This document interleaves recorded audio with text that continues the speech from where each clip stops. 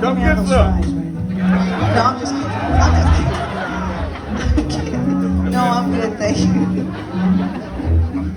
Anyway, it's all good. So listen, I wanted to do the city winery shows because I never get to play drums as much as I'd like to. And it's been a really long time. Besides the 2 years, it's just been a long time. And growing up, this is how I started with my dad playing in the small cabaret type. So I just feel like I'm at home in my living room just hanging out with my family. Yeah! Except that y'all are eating and I'm not, but that's okay. I'm gonna fix that in between the shows. Okay, thank you, I appreciate it. So anyway, I wanted to share with you a couple of things. I started when I was really young, but I wasn't really trying to be a musician. I didn't know that I was supposed to be or wanted to be. I was really into sports. My mom is an athlete and tomboy, and her sisters, they would put together these women's leagues and play baseball, basketball, whatever. They did it all. So I was a track star. I was a sprint runner, track and field, and I was training to be in the Olympics. And I knew I was gonna win a gold medal. I just knew that, because I'm a fighter. I'm competitor, and that's what I wanted to do. So, that being said, and also playing in a women's soccer league for 5 years, undefeated team for 5 years. So,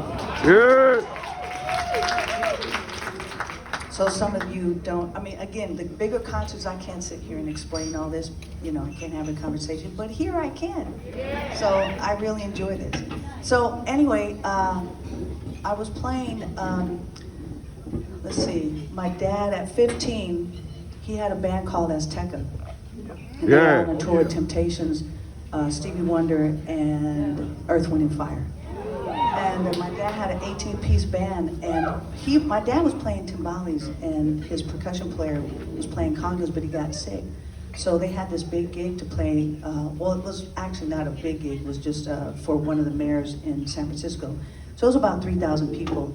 And so there was no one to play congas, and I said, Daddy, I can play the show, I know all the music. And he's like, no, you can't. You're 15, you know.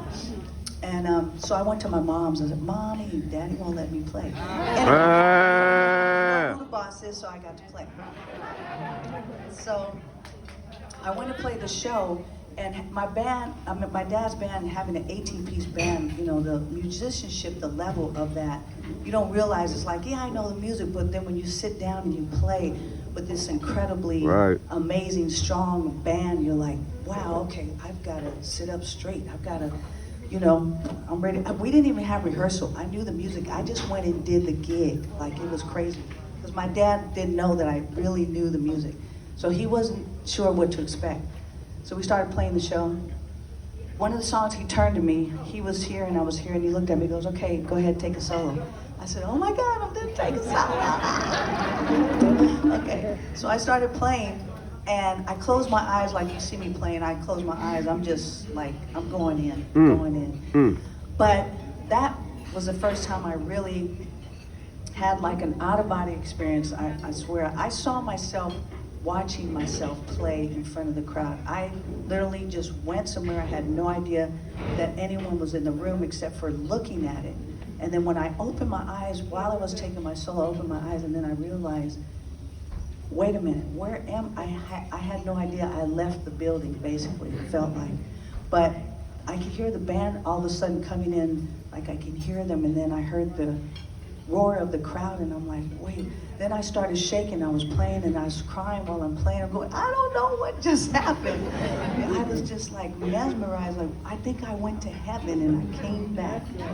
I really did. And so after that song, I got a standing ovation. I'm like, thank you, I must have done something right, I don't know. And it was just, I was shaking him for the next couple of songs. After the show was over, backstage, my dad, he hugged me and we started crying, and I'm like, Daddy, this is what I want to do. I want to be a musician. He's like, no. You don't want to do this? And I'm like, I do. And he goes, no, I know you do. He said, I had no idea you knew all of this. I said, I didn't either. I said, Daddy, I felt like I went to heaven. Like, I feel like the music, it was just so spiritual. And I think that, I know that this is what I'm supposed to do because I want to feel like I'm in heaven every single day. And this is why I do what I do.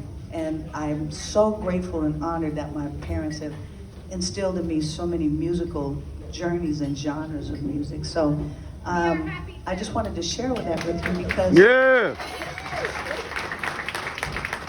because even with all of that, this year I was so happy for him. This year, a couple of months ago, yes. Yep. So it was last year. Lifetime Grammy. A couple of months ago, my dad and I made history. The first time ever, father and daughter, first time two people with the same name. We were honored with the Lifetime Achievement Award from the There you go.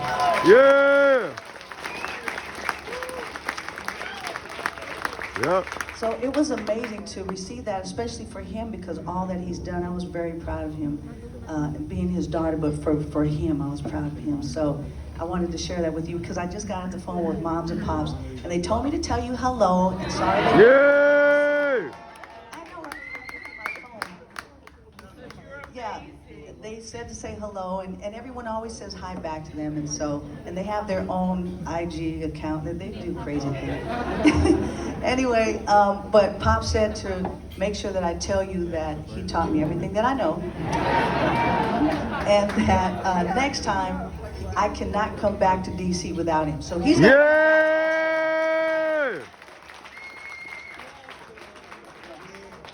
So after that time, playing with my dad and started playing with George Duke and Billy Cobham, and I started meeting all these other artists. We were talking about that backstage.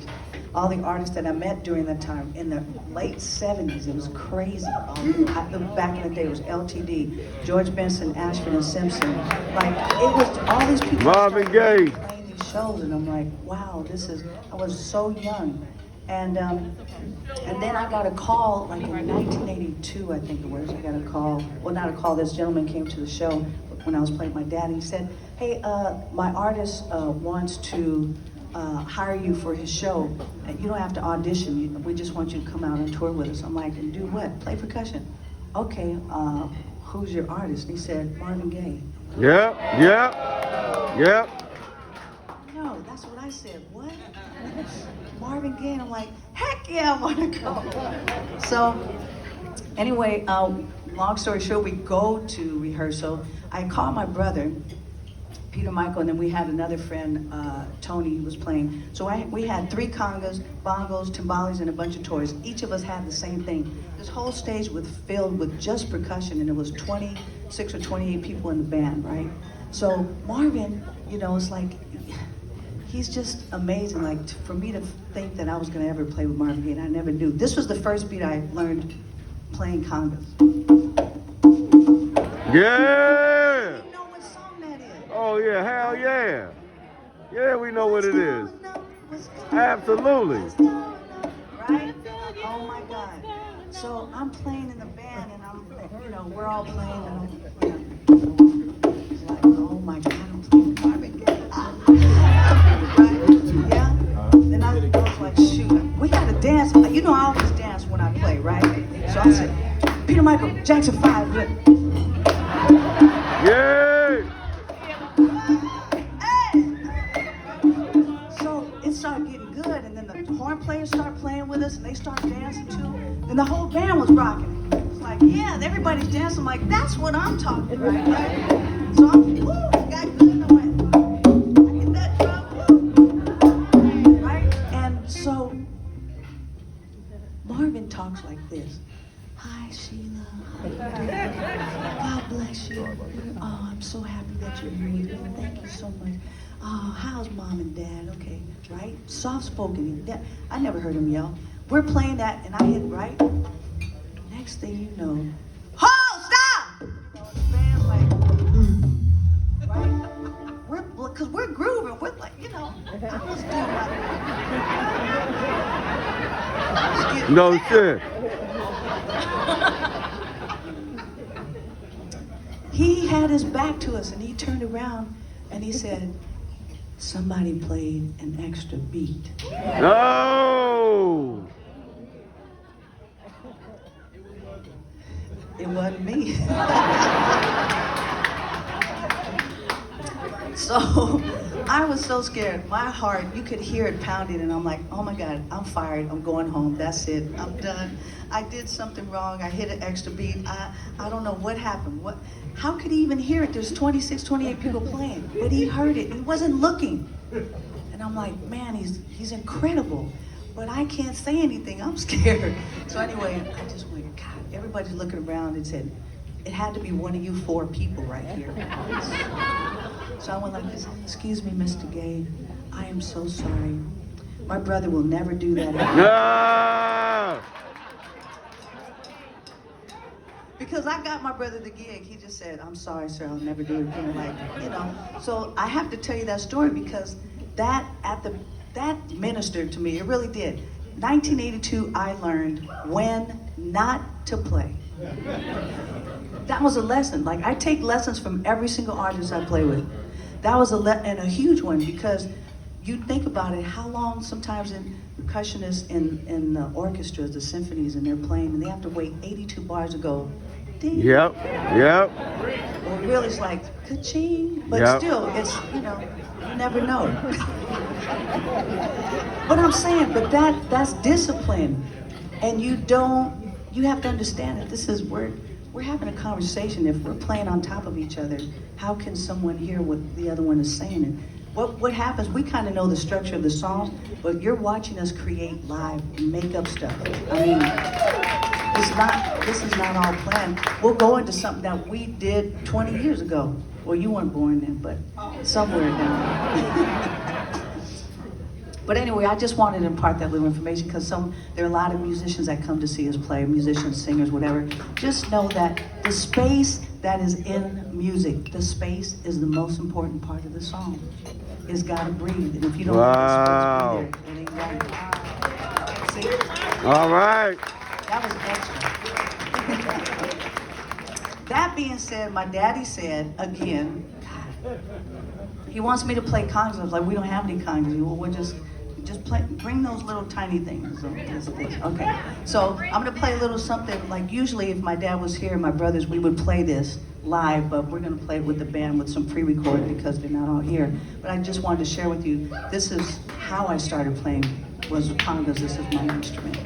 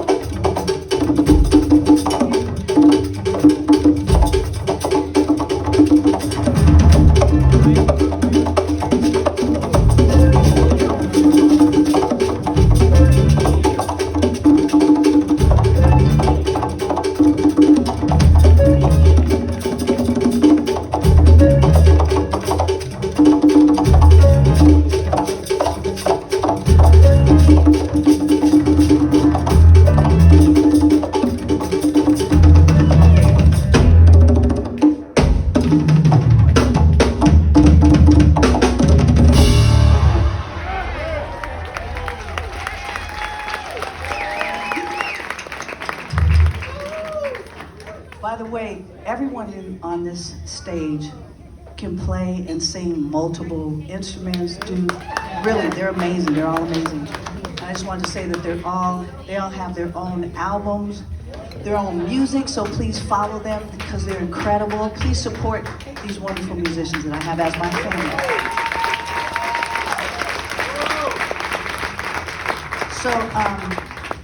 So, there was an album I did a little while ago that I had a lot of my special guest friends be on the album, like Ringo Starr and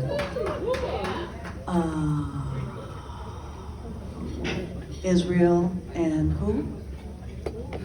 No. Bootsy. Uncle George Clinton. So I want to do that song, Uncle George Clinton song. And also, by the way, all of these musicians, and they have sang and played with everyone just about you can think of.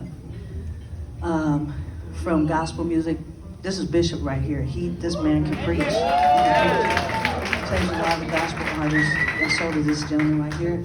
But he also does In Vogue and everybody. He's got some, I don't even know, I'm happy you're here. You're so busy. But he's been with me since 1990. Yeah!